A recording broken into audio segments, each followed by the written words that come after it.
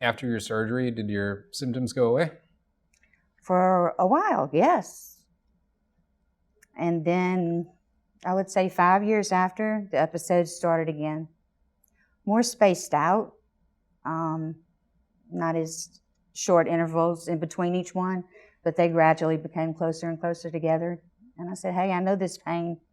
This doesn't seem right. I know this pain, you know. And I was afraid, of course. So when your symptoms returned, you had it in the back of your mind that your cancer had returned. I did.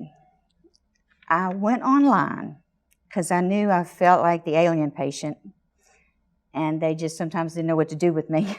So I'm like, okay, well, what do I do? They don't know what to do. Perhaps I should look. And then I went online just searching, and I found other people's stories that were very similar to mine. And so many of them said, well, it always returns, you know, it comes back. And I'm like, no, mine's not coming back. And I would read these stories. That's not going to be me. No, that's not going to be me. And I remember reading, and you may know this from the doctor perspective, that 1.5 to 2 inches is more likely to spread if you find it that size, more so than smaller. Mm-hmm. And my diagnosis had been delayed so long the first time, and then the same thing happened the second time. So you went in and you had scans, and they had said, well, there's some new spots, and yep. And your cancer is returned. And how did you how did you find your way to our center? Yeah.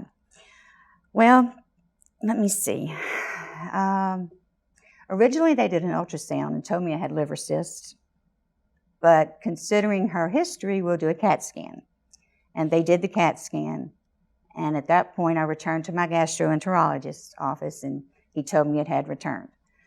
And he says, I don't know where to send you. I don't know what to do with you. And I was like, thank you for being honest, Doc.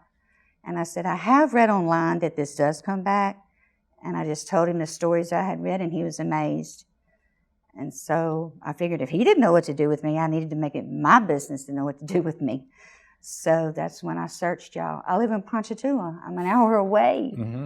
So no Lynette's made me feel not like the alien patient anymore, you know, and I'm thankful for that. So what happened? So you met with my partner, Dr. Gene Waltering. Yes. Initially.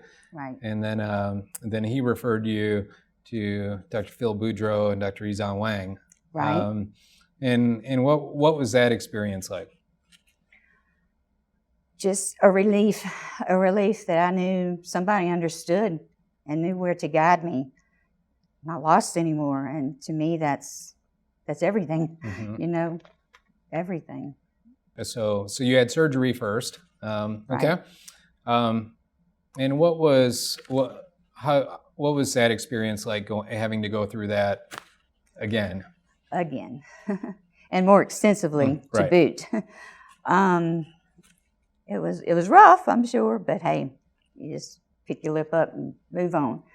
It wasn't my first rodeo, and I was determined to get through it again. Mm-hmm. And it was terrible in the beginning, you know, but then every day gets better. Mm-hmm. And every day after that, I was taking octreotide initially, mm-hmm. and it keeps the diarrhea, you know, in check, which that's awesome. I look for a bathroom everywhere I go. And so that had gotten a lot better. And that's everyday life. That's a big thing. Yeah. You know, so that's what it did for me.